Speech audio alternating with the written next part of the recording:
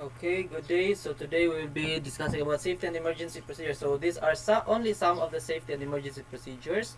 But disclaimer lang po. So we have a disclaimer. So always refer to your company SMS or your safety management system.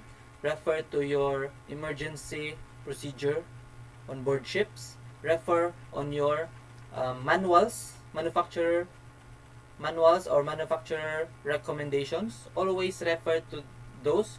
So our discussion today will be just sample events or discussions, and it will not be the same on all situations. So please do always refer or follow your company procedures, your safety procedures, your manuals, because these different safety and emergency procedures have different ways to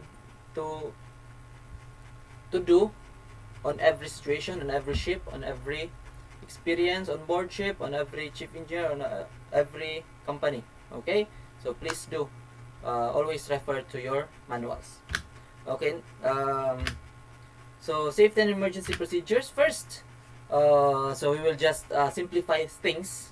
Actually, there is a long procedure for this one, but to simplify things, if there is a governor malfunction in your engine, so if it's possible, we can do the local speed control. So we will not depend anymore on the governor, but we will have our specific local speed control to do the controlling of speed of our engines.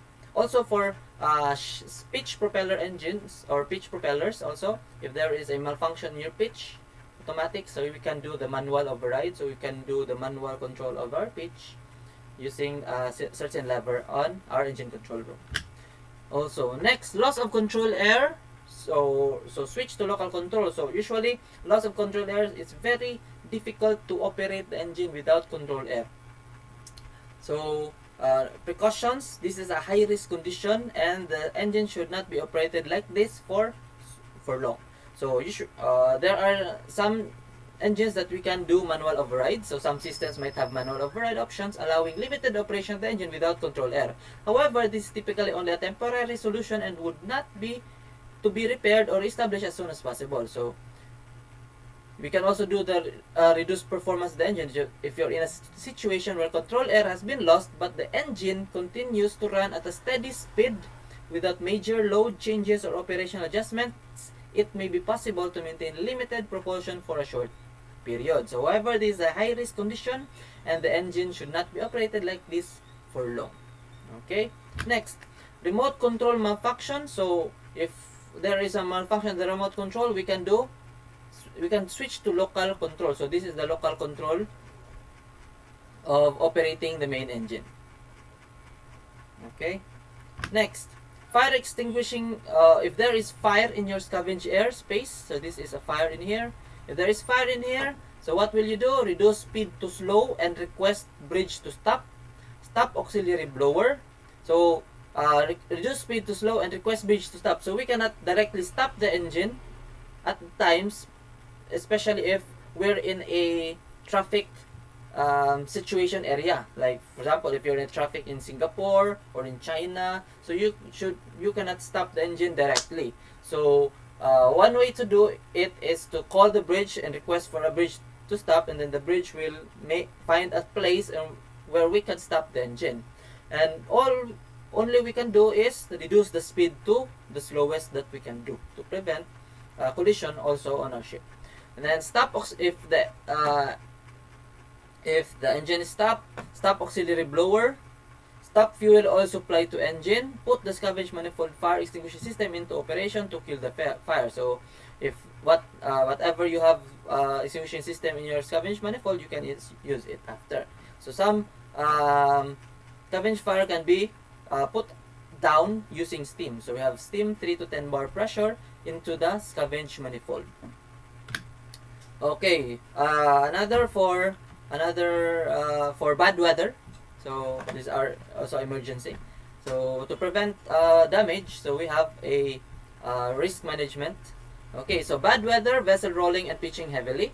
So hazards pump losing suction, filter getting clogged, standby pumps coming on off due to great fluctuation in pressure, accidental closure of tank quick closing valve, fluctuations of fuel rack due to load variation in the main engine, level of expansion tank fluctuation, surging of turbocharger. So what are the management or risk management that we could do? Okay, so first, keep the lube oil sump level about 15% higher than normal, recommended. So increase the lube oil to prevent it from being from the pump losing suction. So we have experienced it. The pump lose a suction, and then suddenly the slow down and shut down alarms was activated at once because there is a lube oil pressure low, very low. No pump suction on the lube oil pump. So shut down. Luckily, we our second engineer have activated, have acknowledge the alarm and reset the alarm before the engine stops. Okay, so to be sure, increase the lube oil sump level. Always, all filters to be cleaned before the start of the voyage. Keep the pumps on manual, considering moving away from UMS to normal watch-keeping duties for engineers if there is a bad weather. Keep a close eye on the tank quick closing valves. Regularly drain settling and service tanks for water and sludge. The main engine on manual control. Decrease load on the engine to keep the load fluctuations to a minimum level. Closely monitor the level of the expansion tank and keep a close eye on the turbocharger operation. So those are some of the things you can do when there is bad weather on your voyage. Okay, lastly, we have here another emergency operation with a defective turbocharger. So what will you do if there is a defective turbocharger? So emergency operation of the main engine. Stop the engine first. Remove the air filter and silencer. Shut down the turbocharger. Block the rotor. Always check your manual if there is something, if you can do this. So if blocking is not possible, disassemble the rotor. Obturate the exhaust gas side against bearing housing the air side by means of a blind flange. So interrupt the oil supply to the turbocharger for this. Unscrew the connection of the pipe at the engine and close the connector with a plug and union nut. Plug and fasten the free end of the pipe. So note, the cooling water supply is to be interrupted only in case there is a considerable leakage of turbine housing on gas side, which would endanger the engine. So if there are two turbochargers feeding into one charged air manifold, close the air outlet casing of the turbocharger taken out of service with a blanking cover.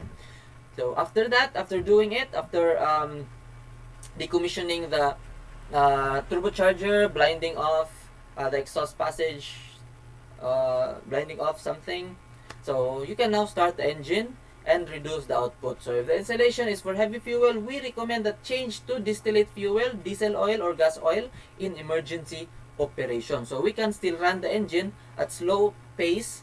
If ever you're in a traffic area, you can still run the engine, or if you are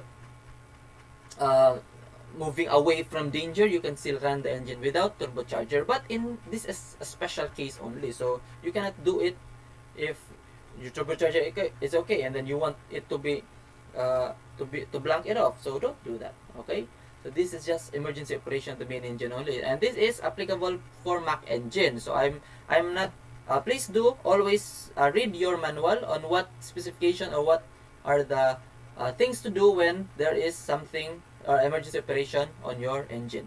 Okay, so this is the end. I hope you have learned something today.